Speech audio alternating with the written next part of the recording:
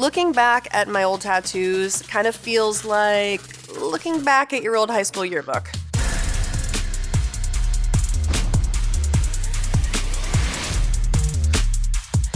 The outer space tattoo.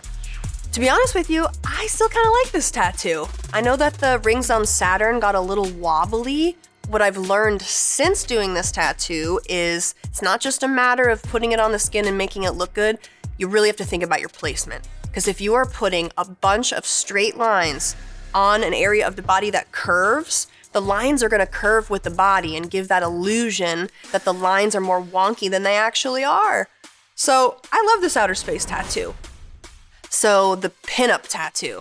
I adore this tattoo.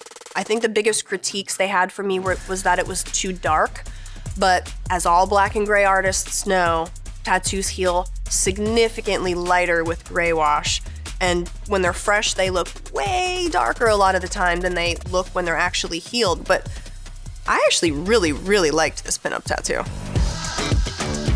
I really liked this tattoo as well, and I liked working with Eric Gonzalez. So during these head tattoos, Eric and I were the only two people that got each other's canvases. So Eric had to match my tattoo and I had to match Eric's tattoo. Putting the whole competition aside, I actually learned a lot from Eric Gonzalez during this tattoo, and I think it came out really good.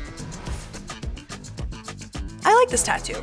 Obviously, it's a little underdeveloped artistically as to where I am now, but this tattoo was done almost 7 years ago.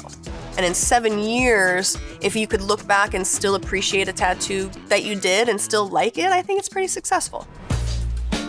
I actually went back and looked at this tattoo recently because I've been going back and rewatching some moments of season 8. It's finally not too painful for me to go back and watch, so we're kind of opening that can of worms again, and I really like this tattoo. I think the cover-up was successful. The little flowers are really cute. I like the little sword. I'm into it. I'm still into it. It was me, Nikki, and Kevin Leroy in the bottom for this challenge, and I still, to this day, do not agree. There were way portraits that were done that day. I'm standing my ground on this one. I don't think it was a bad tattoo then. I still don't think it's a bad tattoo now. I'm into it. I am not in any way a watercolor tattooer.